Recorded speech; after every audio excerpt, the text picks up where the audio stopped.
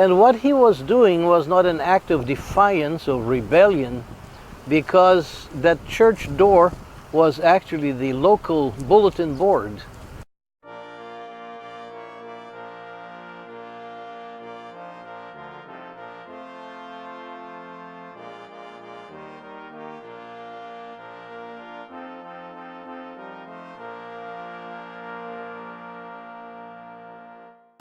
Hello, dear friends. In just one more day, the month of November shall be coming, because today is October 31st. But I want to speak to you briefly about something that a large segment of the human population worldwide, especially in the Western world, is celebrating in one way or another. And that is what is known in history as the Protestant Reformation. And this has been occurring for the past 502 years, because it was on October the 31st in the year 1517 that a German monk and also a brilliant theologian, a highly educated individual by the name of Martin Luther, nailed his 95 propositions, or theses as they are known, on the castle church door in the city of Wittenberg, Germany, where he resided, where he taught at a university in that city.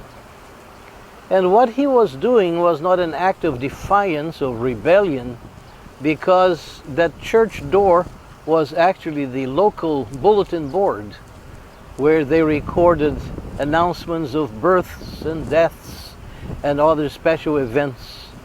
And he knew that being the eve of All Saints' Day, his city would be loaded with visitors, tourists from nearby cities, visiting relatives and enjoying a free day there.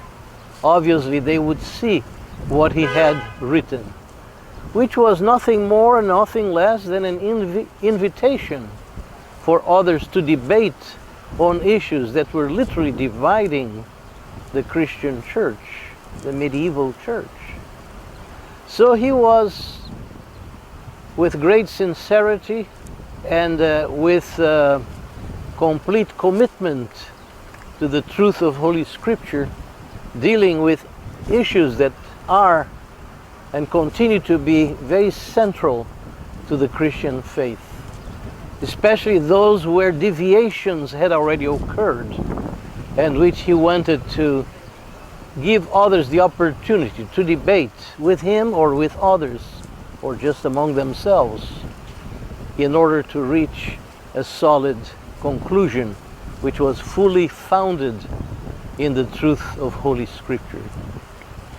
So, if you are one of those that sense that you owe a debt of gratitude to Martin Luther and several others along with him who were the reformers of the 16th century, be sure that you celebrate with gratitude, that you deepen your understanding of those verities that they discovered or rediscovered in the Bible that sustain one's faith.